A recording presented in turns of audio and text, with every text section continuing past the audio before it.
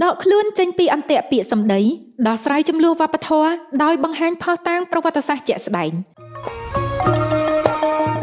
KTN Insight សូមជូនខ្លឹមសារវិចារណកថាជារឿយៗឲ្យតែមានការបង្ហាញសម្លៀកបំពាក់បុរាណខ្មែរទាំងនៅលើឆាកជាតិនិងអន្តរជាតិឬនៅលើបណ្ដាញសង្គមតែងតែជៀសមិនផុតពីការផ្ទុះឡើងនៅសង្គ្រាមពាក្យសម្ដីដ៏ក្តៅគគុករវាងអ្នកលេងបណ្ដាញសង្គមនៃប្រទេសជិតខាងគឺកម្ពុជានិងថៃចំនួនវប្បធម៌ជុំវិញរឿងស្បៃនិងទម្រង់សម្លៀកបំពាក់បុរាណមិនត្រឹមតែឆ្លុះបញ្ចាំងពីមនោសញ្ចេតនាជាតិនិយមជ្រុលរបស់ប្រទេសជិតខាងតែប៉ុណ្ណោះទេប៉ុន្តែវាក៏បានបង្ហាញពីភាពខ្វះចន្លោះនៃការយល់ដឹងអំពីប្រវត្តិសាស្ត្រសិល្បៈពិតប្រាកដផងដែរនៅក្នុងពិភពដែលពោរពេញដោយការជជែកវែកញែកឥតប្រយោជន៍ពីភាគីម្ខាងតើយើងគួរត្រៀមខ្លួនបែបណាខ្លះដើម្បីយកឈ្នះក្នុងសមរភូមិវប្បធម៌នេះចម្លើយមិនមែនស្ថិតនៅលើការជេរប្រមាថតបតវិញនោះទេប៉ុន្តែគឺស្ថិតនៅលើការបង្ហាញភស្តុតាងប្រវត្តិសាស្ត្រជាក់ស្ដែងដែលមិនអាចប្រកែកបាន1ភស្តុតាងសិលាចារឹកនិងចម្លាក់បណ្ណាសារដ្ឋានដែលមិនចេះកុហកខណៈពេលដែលប្រព័ន្ធផ្សព្វផ្សាយនិងសៀវភៅកំណត់ត្រាមួយចំនួនអាចត្រូវបានសរសេរឡើងវិញ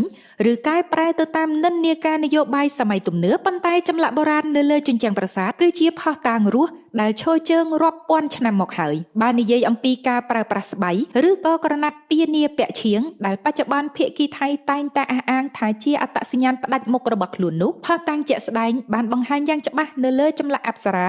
និងចម្លាក់ទេវរូបនៅតាមជញ្ជាំងប្រាសាទបុរាណខ្មែរនៅប្រាសាទអង្គរវត្តដែលកសាងនៅសតវត្សទី12មានចម្លាក់អប្សរារាប់ពាន់អង្គដែលមានការរៀបចំតុបតែងខ្លួនយ៉ាងប្រណិតដោយមានការប្រើប្រាស់ក្រណាត់ឈៀងស្បៃស្ដើងនិងទម្រង់សំពត់ក្បិននិងសំពត់បត់យ៉ាងសម្បូរបែបនៅប្រាសាទបន្ទាយស្រីដែលកសាងនៅសតវត្សទី10បានបង្ហាញពីទម្រង់សម្លៀកបំពាក់និងការប្រើប្រាស់គ្រឿងអលង្ការលម្អរាងកាយស្ត្រីខ្មែរតាំងពីសម័យមុនអង្គររហូតដល់សម័យអង្គរការពិតជាក់ស្ដែងដែលពិភពលោកត្រូវដឹងគឺក្នុងអំឡុងពេលដែលបុព្វបុរសខ្មែរកំពុងឆ្លាក់ទម្រង់សម្លៀកបំពាក់ទាំងស្បៃនិងគ្រឿងអលង្ការទាំងនេះនៅលើផ្ទាំងថ្មនៃអាណាចក្រខ្មែរដ៏រុងរឿងអាណាចក្រសុខោទ័យឬអយុធ្យារបស់ថៃមិនទាន់បានចាប់បដិសន្ធិឬចាប់កំណើតឡើងនៅឡើយនោះទេ2បរិបត្តិប្រវត្តិសាស្ត្រការហូរចូលនិងឥទ្ធិពលនៃវប្បធម៌វាមិនមែនជារឿងចម្លែកនោះទេដែលវប្បធម៌កម្ពុជានិងថៃមានភាពស្រដៀងគ្នានៅក្នុងសម័យទំនើបពីព្រោះប្រវត្តិសាស្ត្របានបង្ហាញពីការចែករំលែកនិងការហូរចូលនៃវប្បធម៌ក្នុងតំបន់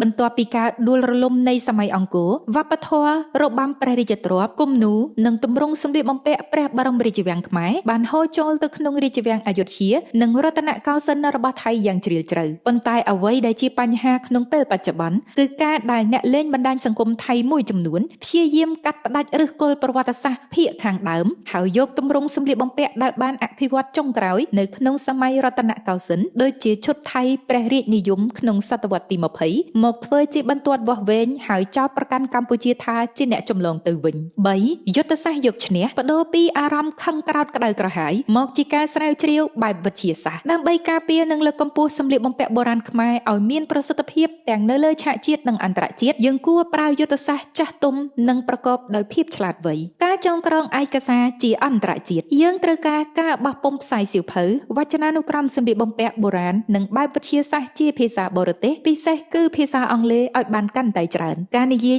តគ្នាឬការបង្ហោះរូបភាពតែមួយសន្លឹកនៅលើបណ្ដាញសង្គមនៅមិនទាន់មានទម្ងន់ស្មើនឹងការស្រាវជ្រាវដែលមានលក្ខណៈជាប្រព័ន្ធនៅឡើយទេការប្រើប្រាស់ Digital និងប្រព័ន្ធផ្សព្វផ្សាយទំនើបយុវជននិងអ្នកបង្កើតមាតិកាសូមប្រើប្រាស់បច្ចេកវិទ្យាដូចជាការធ្វើវីដេអូពន្យល់បែបខ្លីៗដោយភ្ជាប់រូបភាពចម្លាក់ប្រាសាទធៀបនឹងសម្លៀកបំពាក់ជាក់ស្ដែងការបង្ហាញបែបសន្តិវិធីនិងពោរពេញដោយចំណេះដឹងនិងទាក់ទាញការគាំទ្រពីទស្សនិកជនអន្តរជាតិការជំរុញការចុះបញ្ជីបេតិកភណ្ឌការបន្តរៀបចំឯកសារដើម្បីស្នើសុំចុះបញ្ជីទម្រង់វប្បធម៌និងសម្លៀកបំពាក់បុរាណទៅក្នុងបញ្ជី UNESCO គឺជាខែលដ៏ពិសេសក្នុងការការពារផ្លូវច្បាប់អន្តរជាតិដ៏មានឥទ្ធិពលបំផុតវប្បធម៌គឺជាដង្ហើមរស់នៃជាតិសាសន៍មួយចំនួនរឿងស្បៃនិងសម្លៀកបំពាក់បុរាណមិនមែនដោះស្រាយបានដោយការឆ្លោះប្រកែកគ្នានៅលើ comment នោះឡើយផុសតាងប្រវត្តិសាស្ត្រដែលដិតដាមនៅលើផ្ទាំងថ្មនៃប្រាសាទបុរាណខ្មែរគឺជាការពិតដែលមិនអាចកាត់ថ្លៃបាននិងមិនអាចមានអ្នកណាមកលុបបំបាត់បានឡើយអ្វីដែលកម្ពុជាត្រូវធ្វើនាពេលនេះគឺការបង្វែរថាមពលពីការខឹងសម្បារមកជាការសិក្សាការអភិរក្ស និងការបង្ហាញខ្លួនឲ្យកាន់តែខ្លាំងក្លាពោពេញដោយមោទនភាពនិងចំណេះដឹងពិតប្រាកដនៅលើឆាកអន្តរជាតិធ្វើបែបនេះយើងនឹងអាចការពារមរតកដូនតាផងនិងអាចបង្ហាញពិភពលោកឲ្យឃើញពីឫសគល់ដ៏ពិតប្រាកដនៃអរិយធម៌ខ្មែរផងវិចារណកថាពីសារព័ត៌មាន The Khmer Today